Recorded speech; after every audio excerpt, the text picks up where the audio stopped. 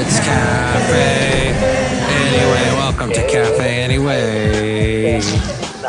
Mike's Daily Podcast. Episode 3246, 3246. And Mike Matthews here at Cafe Anyway, somewhere in podCastro Valley. Mike's Daily Podcast. The last place on earth. And Mike Matthews. And if I may be so bold, I'm at Cafe Anyway, where I know some people, I have been told, like to hang out. And it's kind of cool. And we do things that some people would not do in school. And it would be, we broadcast from Cafe Anyway, somewhere in podCastro Valley. Mike's Daily Podcast. podCastro Valley, Mont, the last place on earth in the land of Ameritopica. Not in Vegas, but what happens Mike's in Vegas Daily doesn't stay in Vegas. Podcast. At least not for the Sphere. Yeah. The futuristic venue operator is bringing its glowing $2.3 billion Orb act. Remember that band, The Orb? And the guy who was the brain behind it, William Orbit, he later produced two of the best Madonna albums of all time. No, not True Blue. That was Patrick Leonard, who used to be either married or dated Olivia D'Abo, the blonde from the Wonder Years. That was the sister of Freddie Muniz. No, wait, I'm thinking of some other guy. That's Malcolm in the Middle. The other, whoever was Wonder Years. And then so they were married or dating or something. Patrick Leonard would later do a cool band called Toy Matinee that I was a big fan of with Kevin Gilbert, who was from the Bay Area.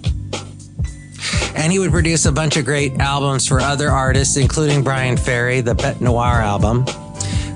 He produced the True Blue album and Papa Don't Preach, all those big songs. I think he also worked on the next album too, Like a Prayer. But no, Madonna also worked with William Orbit and did this great album called Ray of Light.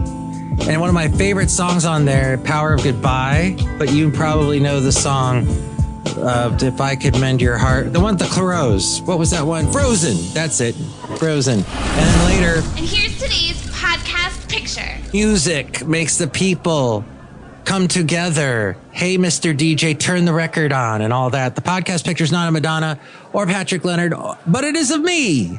And I'm walking somewhere across the street there in Oakland. I'm not sure where. I was lost.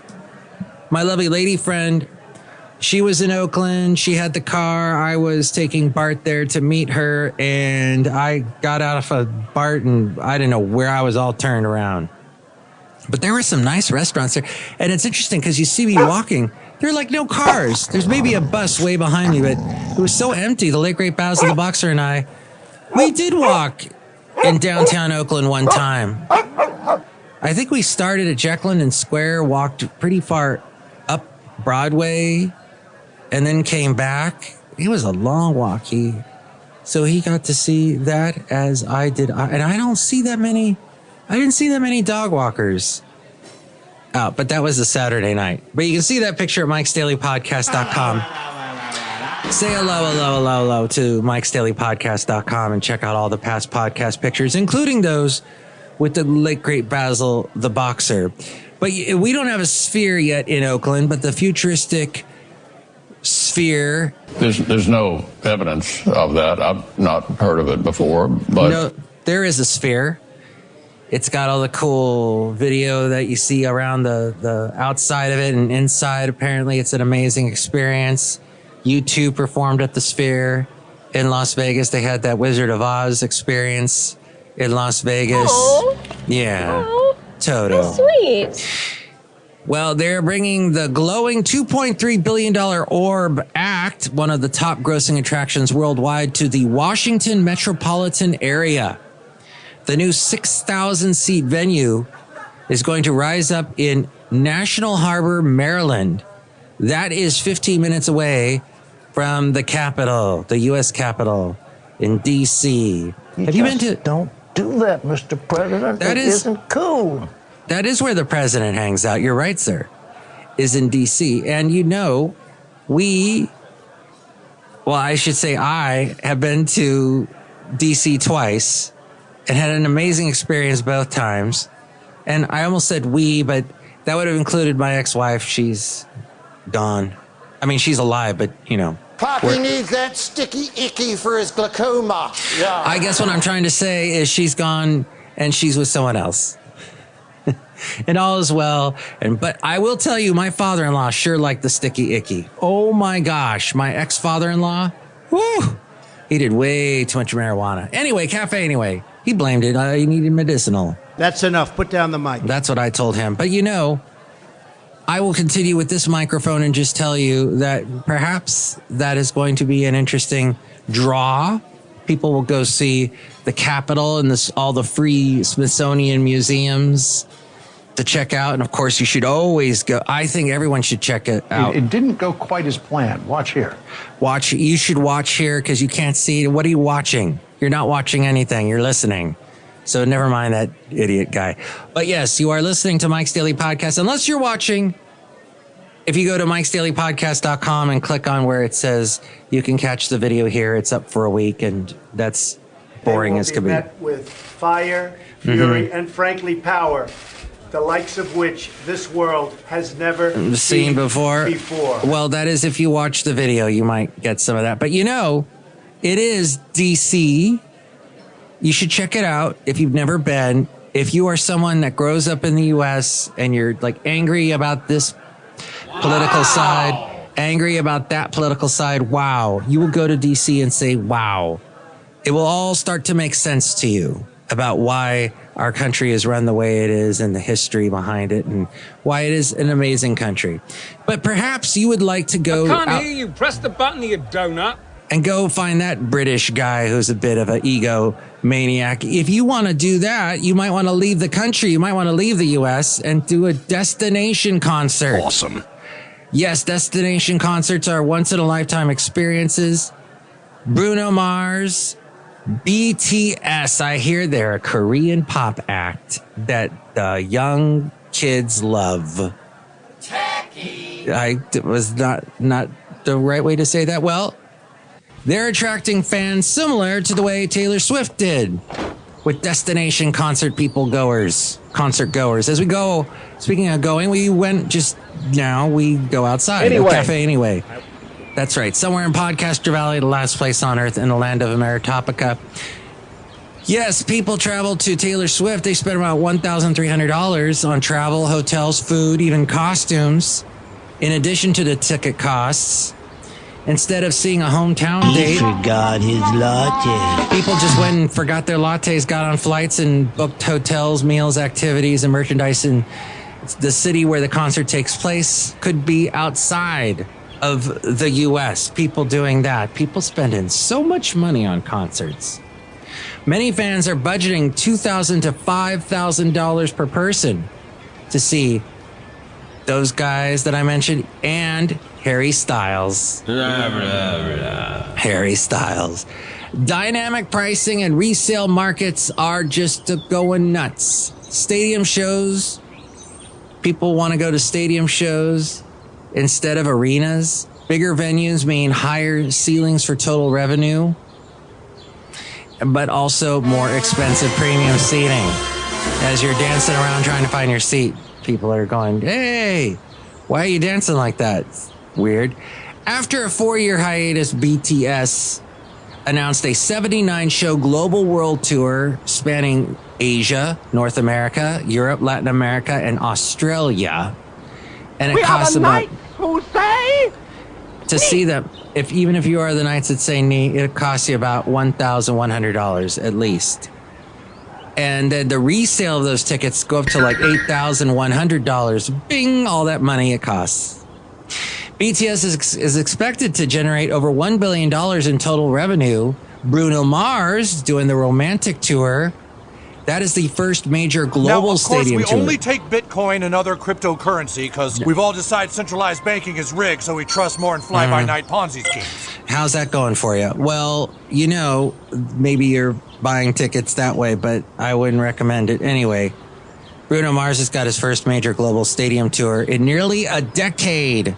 What? I've fallen, and I can't get up. I have fallen hearing that news. VIP packages cost $2,500 plus. And the wild card is Harry Styles, who has a new album arriving in March. Alexa, stop! And Alexa might try and play that song, and you'll tell it to stop because you're like, no, I can't. The Harry Styles is too much. He's just too much. He's too much Styles in the styles. I guess that's what I'm. And he's nuts! They're nuts! They know nothing! Isn't he a superhero? I don't know. I know something. I think he was a superhero at the end of the Eternals. Along with Patton Oswalt being the voice of some strange dwarf troll thing. Good one, Marvel. You just torpedoed your brand. Good job. Baby ChatGPT or OpenAI is torpedoing. What in the world was that about? Torpedoing? I don't know what that was about.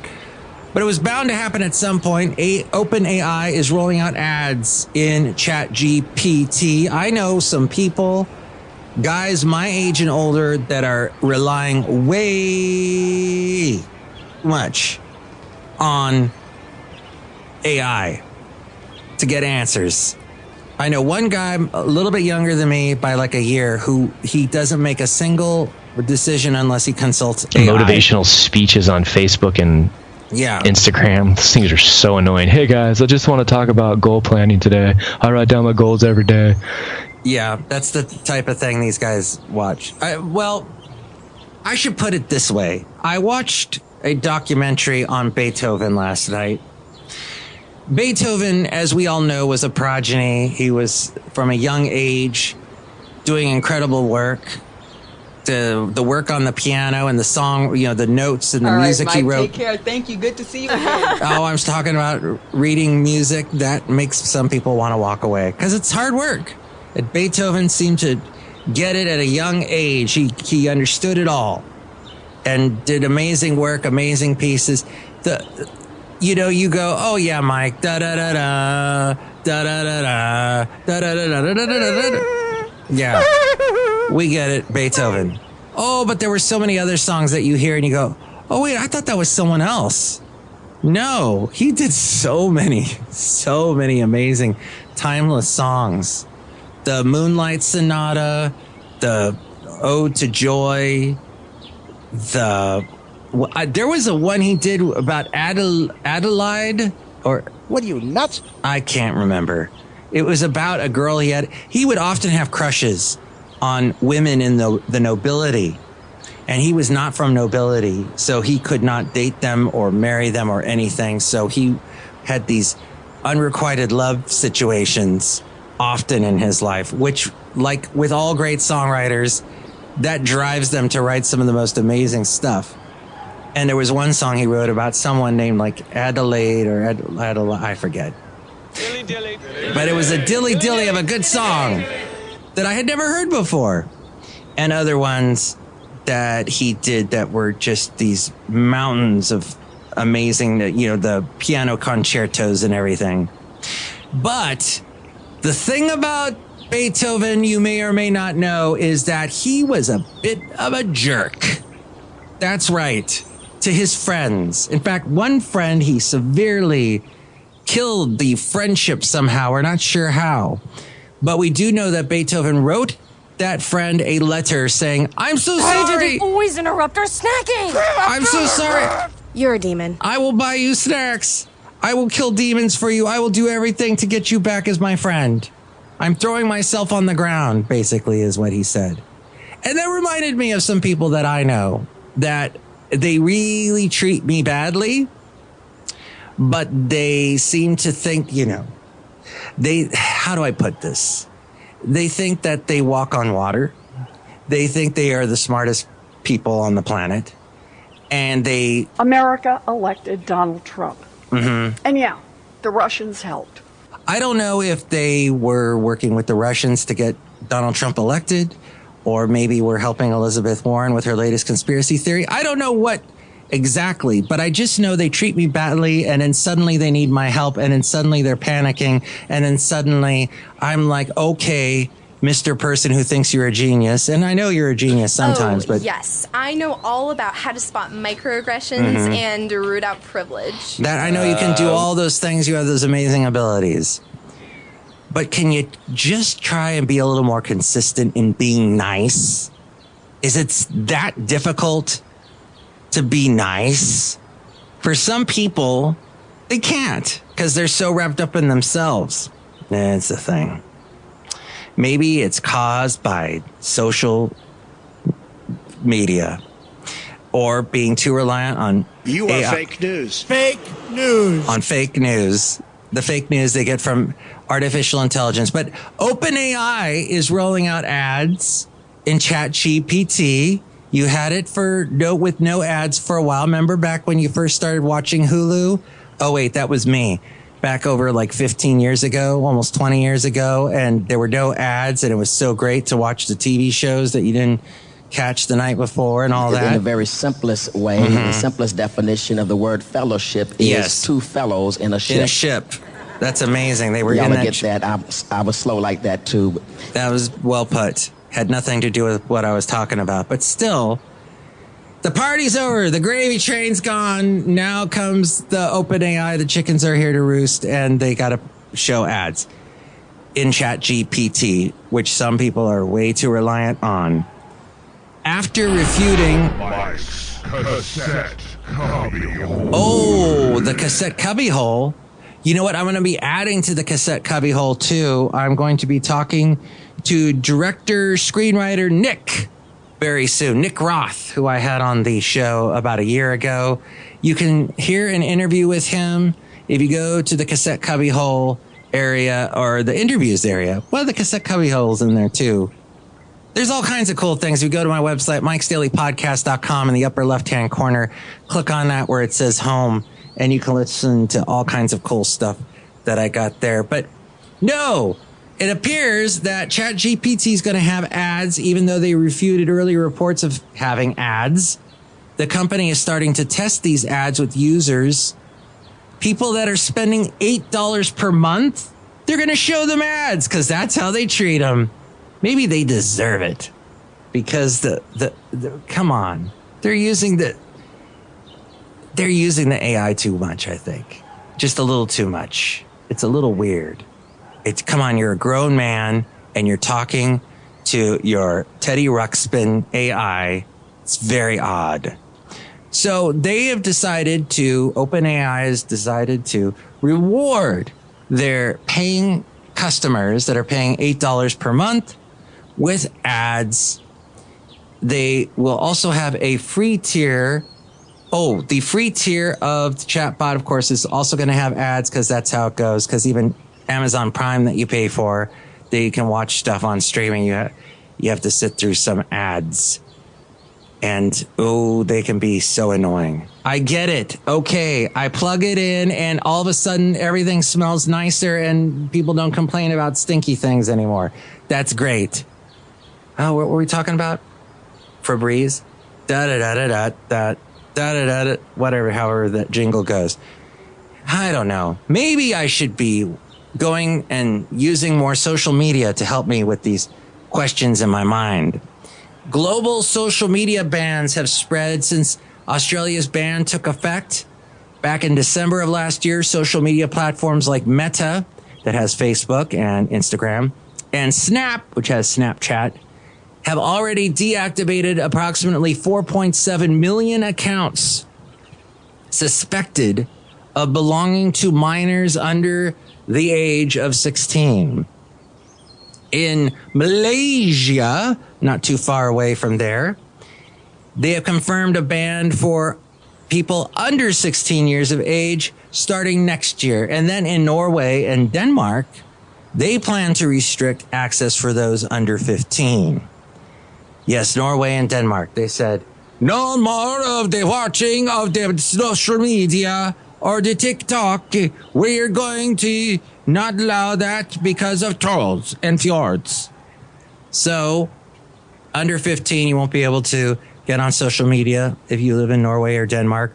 And in Spain, they're going to set the minimum age for social media use to 14. Woo! 14. If you're under 14, you cannot use social media, which makes total sense to me. But heck, I didn't have social media at 14. Why should you? It's not fair. Dad, it's just not fair.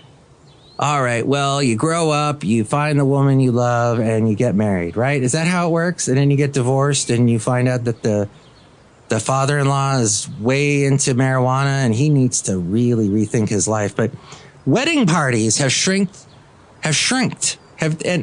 also shrunk by 20%. $33,000 was the average cost of a wedding. This was last year, and actually the year before, too. And 85% of engaged couples say they're having a wedding party this year. More couples are cutting back on bridesmaids and groomsmen, a move that can save everyone money, time, and stress. Wedding parties are an average of 20% smaller now than they were 6 years ago, pre-pandemic. The average wedding party has shrunk to 8 people and down from 10 total in 2019. Oh, I see. And there's 4, that's 4 people, 4 on the groom's side, 4 on the bride's side. Is that how we label it? The maids of honor, et cetera, groomsmen. The commitment that once took a couple of days, now there are these 4-day retreats that people are doing with their weddings and destination weddings. That means accommodations. You have to pay for accommodations. You have to pay for a gown. That's $800. You have to continuously monitor group chats and Venmo requests and do multiple showers. If you're doing it in different destinations, it can get quite expensive. One wedding plus a bachelor or bachelorette party, that can cost $2,010, which is also nearly a month of rent. That's what you have to contend with this year. I got that information from Rob Black. You can hear him weekdays at 5 p.m. on KDOW, AM 1220 in the Bay Area. And he's on Cron TV Monday through Thursday in the 9 o'clock hour. Look who's here. Hi, Mac. It's Benita the Rodeo Queen. How you doing? I brought my horse Dilly. It's a disgruntled fiddle player, tell you what. What? That's the horse Neely, and you know what? I think that when we got married, Benita and I, it was a very quiet and enjoyable wedding, and a lot of nice people were there. I don't think it cost that much, and it was a good time. We had some homemade cider, and we had some moonshine that was brought in, and it was delicious. Tell you what. What? I probably have said more than I should. Maybe you should. Well, I guess moonshine is still illegal as far as I know. Is it? I don't know. All the shine froze up and all the glass is shattered there in the South over the weekend. Yikes, it got cold. Look who else is here. Hello, Mike. I'm the latest root beer house right now.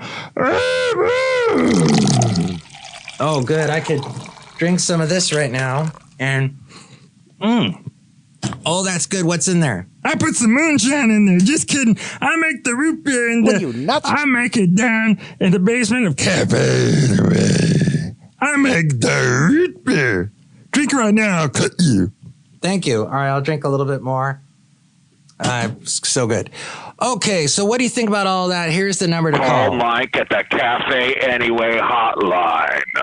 Area code 510-228-4640. And with all things having to do with Mike's Daily Podcast, we go to the mainframe and hear from A-Frame. We'd love to hear from you.